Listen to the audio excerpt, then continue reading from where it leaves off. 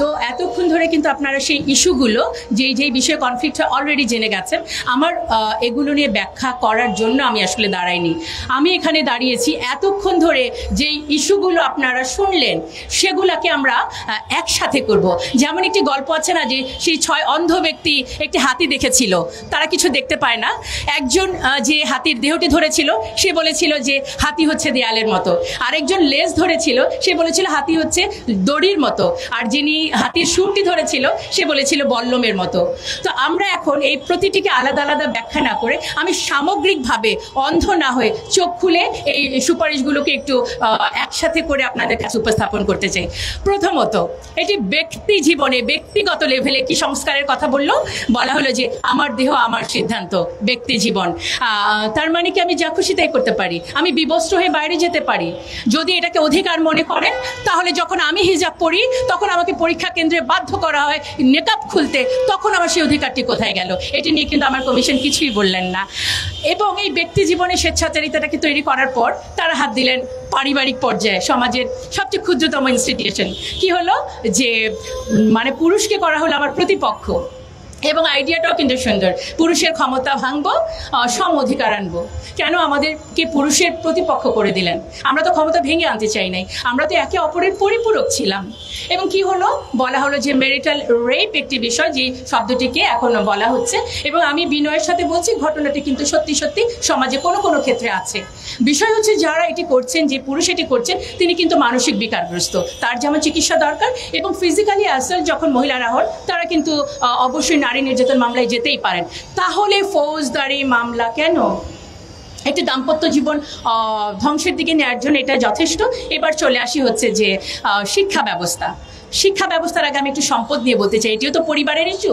বলা হলো যে সম্পদ এখন সমান সমান পাওয়া যাবে। কত সুন্দর নারীদের এত বড় সুযোগ পাওয়া। আমরা বলতে চাই ইসলাম আমাকে যে অধিকার দিয়েছে, আপনারা তো আমাকে সেই অধিকারটিকে নিশ্চিত করতে দেন নাই। আমার এই সোসাইটি থেকে তো আমি আমার ভাইয়ের কাছ থেকে যতটুকু প্রাপ্য সম্পদ পাওয়ার কথা সেটাই পাচ্ছি না। আপনারা খুব সুন্দর করে আইওয়াস দিয়ে আমাকে খুশি করে বলছেন এখন থেকে আমি আমার ভাইয়ের সমান সম্পদ পাবো। এই জায়গাটায় অবশ্যই বাস্তবিকভাবে এটি কিন্তু আসা উচিত ছিল। যে বিষয়টি ক্লিয়ার করতে চাই, তারা তাদের প্রতিবেদনে সুস্পষ্ট করে লিখেছে ধর্ম নারীকে বৈষম্য করেছে। আমি জোর গলায় বলতে চাই, ধর্ম নারীকে বৈষম্য করে নাই, ধর্মের প্রয়োগ নারীকে ভুলভাবে প্রয়োগ। আমার ধর্ম আমাকে বলল যে দেনমোহরের মাধ্যমে বিয়েটা হবে, আর আমার সমাজ আমাকে যৌতুকের মধ্যে ঠেলে দিল। এবং যৌতুক না দিলে শুধু বিবাহ বন্ধ না, গায়ের মধ্যে কেরোসিন ঢেলে আমাকে পুড়িয়ে দেওয়া হলো। তারপর এই মৃত্যুর জন্য আমার ধর্ম দায়ী নাকি আমার সমাজ? আমাদেরকে চিন্তাটা করতে হবে। এবং দেখেন এটার মধ্যে হচ্ছে আরেকটি হচ্ছে পতিতাবৃত্তি। অলরেডি এটা নিয়ে অনেক কথা বলেছেন।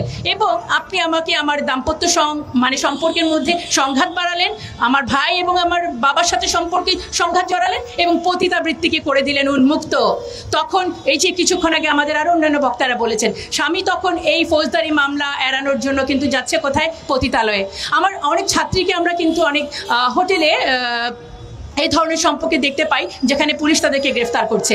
যখন পতিতাল এই বৃত্তিটিকে আপনি একটি পেশা হিসেবে দিচ্ছেন, তখন তারা পার্ট টাইম টিউশনির মতো ওখানে গেলে সমাজ ব্যবস্থা যদি ভেঙে পড়ে, এর দায় ভাইকে আপনাদের নিতে হবে না? দেখেন এই একই সাথে হচ্ছে যে গণমাধ্যমে বলা হলো যে কিছু কিছু শব্দ প্রয়োগ করা যাবে না, যেমন হচ্ছে নৈতিকতা, অশ্লীলতা, শালীনতাপূর্ণ পোশাক, ধর্মীয় অনুভূতি। আমি এই কথাগুলো কেন বলতে পারবো না? কারণ আমি অশালীন হয়ে চলবো? অবশ্যই শালীনতা আমার সামাজিক ভ্যালু। যে কোনো ধর্মের মধ্যে কোনো অশালীনতা নেই। সুতরাং এই শব্দগুলো যে তারা ব্যবহার করতে দিচ্ছে না, দেখেন সমাজটা কিভাবে করে যাচ্ছে। এবার সমাজের আরেকটি উপাদান হচ্ছে শিক্ষা। সেখানেও বলা হলো সম্মতিতে যৌন মিলন সংক্রান্ত পড়ালেখার বিষয়টাও থাকবে। তাহলে আর বাকিটা থাকলো কি? দেখেন এবার যদি এখানে আরেকটা শব্দ, জেন্ডার স্টেরিওটাইপ, কোনো কথা বলা যাবে না। যেমন হচ্ছে ঘরে কাজ শুধু নারীরা করবে, এই কথাটা বলা যাবে না। এবং বলা যাবে না নারীরা ধূমপান করে না। আপনারা একটু চিন্তা করেন, ধূমপান তো কারোর জন্যই সুস্থ না, ভালো না, তাহলে কেন শুধুমাত্র নারীদের কথাটা এটা বলা যাবে না? এভাবে করে ব্যক্তি জীবন, আমার পরিবার জীবন, সমাজ জীবন কিন্তু তার এই কমিশনের মাধ্যমে, সুপারিশের মাধ্যমে এটি ধ্বংস হওয়ার পথে। এবার আমি চলে যাচ্ছি রাষ্ট্রীয় পর্যায়ে কি হচ্ছে। পার্বত্য চট্টগ্রাম কিন্তু আপনারা শুনে ফেলেছেন যে এটা দিয়ে কি হবে।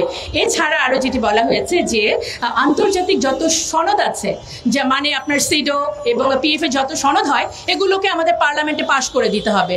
আমরা যদি স্বাধীন দেশ হই, কোনোভাবেই আন্তর্জাতিক কোনো সনদ মানতে আমরা বাধ্য নই। সেখানে প্রত্যেকটা দেশ তার রিজার্ভেশন রাখতেই পারে।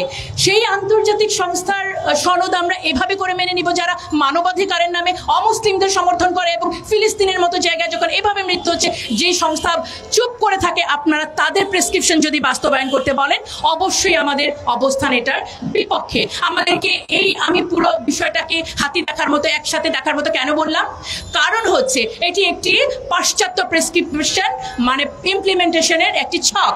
সেটি কিভাবে? দাতা সংস্থা আমরা জানি যে নিউ ওয়ার্ল্ড অর্ডার নামে একটি সিচুয়েশন সামনে আসবে যেখানে মূল বিষয় থাকবে দেয়ার ইজ নো রিলিজন, ধর্ম বলতে কোনো কিছু থাকবে না। আমাদের শিক্ষা ব্যবস্থায় কিছুদিন আগে ট্রান্সজেন্ডার ঢুকানো হলো, এখন ধীরে ধীরে আমাদের নারীদেরকে পতিতালয় থেকে পুনর্বাসন না করে এটাকে উন্মুক্ত করে দেওয়া হলো।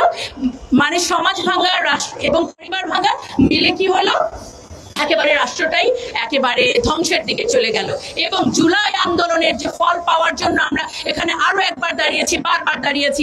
আজকে আমরা বলতে চাই যে জুলাই আন্দোলন নারীদেরকে যে আপনারা উপেক্ষা করলেন, আমরা যেই বৈষম্যটাকে অর্জন করার জন্য এতগুলো প্রাণ গেল, আপনারা সেটা মূল্যায়ন করলেন না। এই কমিশনের যতগুলো সুপারিশ আমাদের সামাজিক মূল্যবোধ, আমাদের ধর্মীয় মূল্যবোধ, আমাদের একটি সুস্থ সুন্দর জীবনযাপনের জন্য, নারীকে ক্ষমতায়নের নামে শুধু আপনারা প্রদর্শনীর জন্য বলেই দিয়েছেন বিনোদনে একেবারে 50-50% তাদের প্রদর্শনী থাকতে হবে। আমরা 300 আসনকে 600 আসন করে কি লাভটা হলো? আমরা মমতাজ এবং শমিকা এসারদের মতো আরো কিছু সংখ্যক আমরা নেত্রী পাবো। বাট এটাই কি আসলে নারীর পলিটিক্যাল এম্পাওয়ারমেন্ট? আমাদের নারীদেরকে গুণগতভাবে, শিক্ষাগতভাবে, প্রযুক্তিগতভাবে উন্নয়নের দিকে নিয়ে যেতে হবে।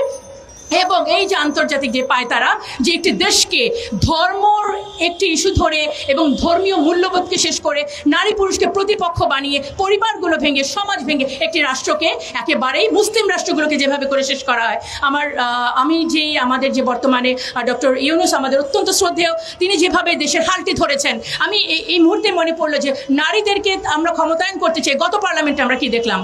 আমরা দেখলাম আমাদের প্রধানমন্ত্রী, স্পিকার সবাই নারী, কিন্তু ওনার মতো ফ্যাসিস্ট নারী নেতৃত্ব তো অনেক পুরুষের মধ্যেও নাই। তার মানে কি আপনারা বলবেন যে শুধুমাত্র নেতৃত্বে ক্ষমতায় সংখ্যা বাড়িয়ে দিলেই নারী ক্ষমতায়ন সম্ভব? সুতরাং আমরা আমাদের উপদেষ্টা এবং এই বর্তমান প্রশাসনের কাছে বিনীতভাবে অনুরোধ করব, কমিশনের রিপোর্টগুলো সমালোচিত হয়েছে যে কারণে এটি একটি ইনক্লুসিভ কমিটি হয় নাই।